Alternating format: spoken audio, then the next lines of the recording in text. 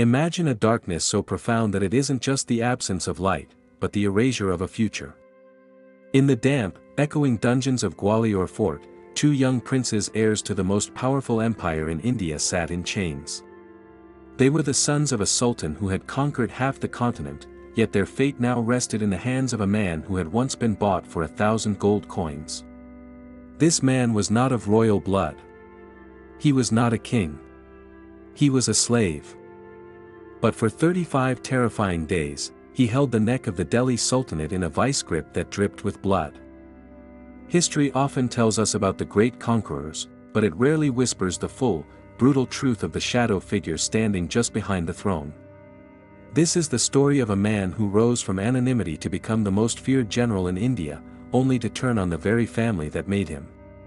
It is a tale of unparalleled ambition, a suspicious death, and a month-long reign of terror that ended as violently as it began. How did a favorite general turn into a monster who blinded princes alive? And what really happened during those 35 days of chaos?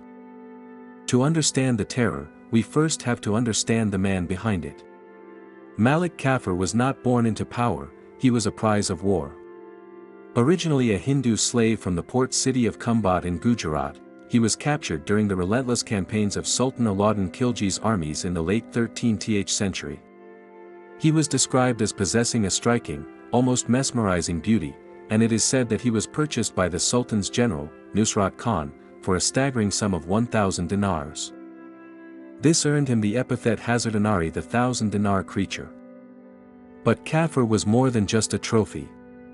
Upon arriving at the court in Delhi, he displayed a sharp intellect and a ruthless competence that immediately caught the eye of Sultan Alauddin Khalji. In the brutal meritocracy of the Khalji court, where weakness was a death sentence, Kafur thrived. He wasn't just a servant, he became the Sultan's confidant, his commander, and eventually, the absolute extension of his will. The relationship between Alauddin and Malik Kafur has been the subject of historical debate for centuries, often described as an obsession. Regardless of the nature of their bond, one thing was clear: Kafur was climbing a ladder made of swords, and he was doing it faster than anyone else in the history of the Sultanate. Kafur's ambition wasn't satisfied with court politics alone, he needed to prove his worth in blood. He became the architect of the Delhi Sultanate's most audacious military expansion, the invasion of South India.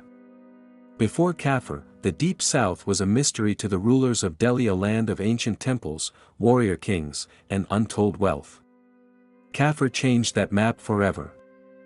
Leading the Sultan's armies, he marched into the Deccan, crushing the Yadavas of Devagiri, the Kakatiyas of Warangal, and the Hoslas of Dwarasamudra. These weren't just battles, they were raids of legendary proportions. It was Malik Kafur who stripped the gold from the temples and brought back thousands of elephants and horses to Delhi. It is even said that the legendary Koh-i-Noor diamond first entered the Delhi treasury through his looting of Warangal. By the time he returned to Delhi, he wasn't just a slave anymore. He was the Malik Naib, the vice-regent of the empire. He had the loyalty of the army and the adoration of the Sultan, making him the second most powerful man in India. But with great power comes a dangerous paranoia, and Kafur was beginning to see enemies everywhere.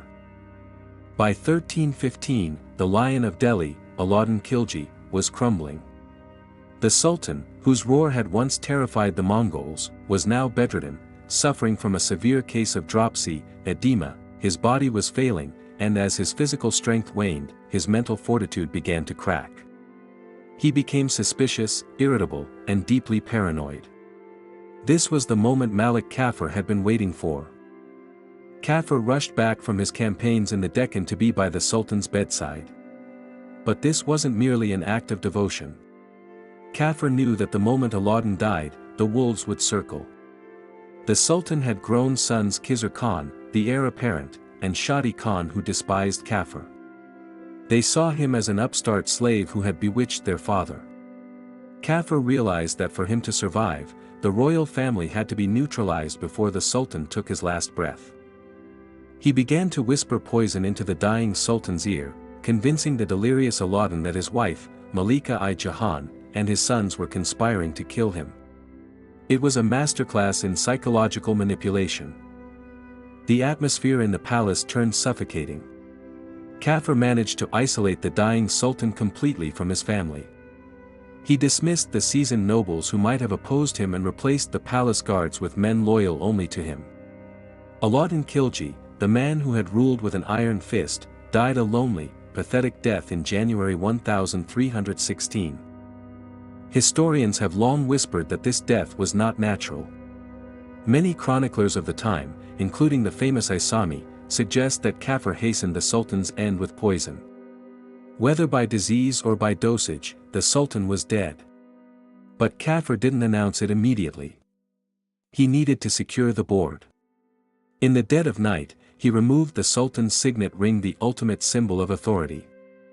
With the body of his master still warm, Kafur forged a final will. In this fabricated document, Alauddin supposedly disinherited his capable adult sons and appointed his 6-year-old son, Shihabuddin Omar, as the new sultan, with Malik Kafur as the regent. The coup was complete. The slave was now the master. With the child puppet Shihabuddin on the throne, Kafur moved with lightning speed to eliminate the threats he had manufactured. His primary targets were Khizr Khan, the rightful heir, and his brother Shadi Khan. They were immediately arrested, stripped of their royal finery, and dragged in chains to the formidable Gwalior fort. Gwalior fort is a place of immense beauty, but for the Khilji princes, it became a hell's cape. Isolated from their supporters and unaware of their father's true final wishes, they were thrown into the dungeon. Kafur knew that as long as these princes were alive and whole, they served as a rallying point for the nobility who hated him. Under Islamic law and the customs of the time, a blind man could not be sultan. To disqualify them from the throne permanently, Kafur didn't need to kill them, he just needed to take their sight. This is the darkest chapter of Kafur's 35 days. He dispatched a group of barbers, men usually tasked with grooming and care, to Gwalior fort with gruesome instructions. When the barbers arrived, the princes likely thought they were there to shave them or prepare them for a hearing. They were wrong. According to historical accounts, the scene was horrific. The princes were held down. The barbers, using their razors or perhaps red-hot irons, cut into the eyes of Khizr Khan and Shadi Khan. The screams echoed off the stone walls of Gwalior, marking the end of the legitimate Khilji line. They were blinded alive, left in agony and darkness, their royal futures severed in a single, bloody afternoon. Kafur didn't stop there, he imprisoned the queen mother, Malika-i-Jahan, stripping her of all dignity and wealth. He had effectively decapitated the royal household, leaving only a terrified 6-year-old boy on the throne, whom Kafur controlled like a ventriloquist's doll. For 35 days, Malik Kafur was the de facto sultan of Delhi. He held court daily, with the child king Shihabuddin seated beside him. Kafur issued orders, distributed wealth to buy loyalty, and executed anyone who dared to look at him sideways. He even married the widow of Alauddin Khalji, the mother of the child king, forcing her into a union to legitimize his proximity to the throne. It was a reign of absolute terror. The nobles of the court, the fierce Turkish emirs and generals who had fought alongside Alauddin, watched in horror. They saw a slave dismantling the empire they had built. The resentment was boiling over.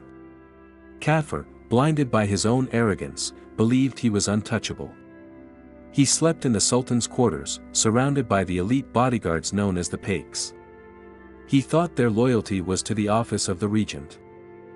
He failed to realize that their loyalty was to the memory of Alauddin Khalji, and they were watching the destruction of his family with growing rage. Hubris is a fatal flaw, and Kafur had it in abundance. He had alienated every powerful faction in the empire. The end came swiftly, just over a month after he seized power. A group of the Sultan's bodyguards, Mubashir, Bashir, and Saleh, decided that enough was enough. They could not stand to serve the man who had blinded their master's sons and humiliated his wife. On a quiet night, exactly 35 days after Alauddin's death, the assassins crept into the royal sleeping quarters.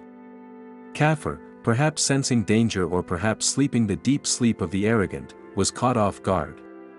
The Pakes struck. Swords were drawn in the darkness of the palace. It is said that Kafur tried to fight back, but he was overwhelmed. The man who had survived the wars of the South, who had outsmarted the entire court, was hacked to death in his own bedroom. His head was severed, and his body was thrown out into the courtyard for the people to see. The reign of the 1,000-dinar slave was over. The death of Malik Kafur did not bring peace, it only opened the door to more bloodshed. The Piks liberated another son of Alauddin, Mubarak Khan, who had narrowly escaped blinding. Mubarak Khan would go on to ascend the throne, eventually executing the very bodyguards who had saved him and killing his own child brother, Shihabuddin, to secure his power.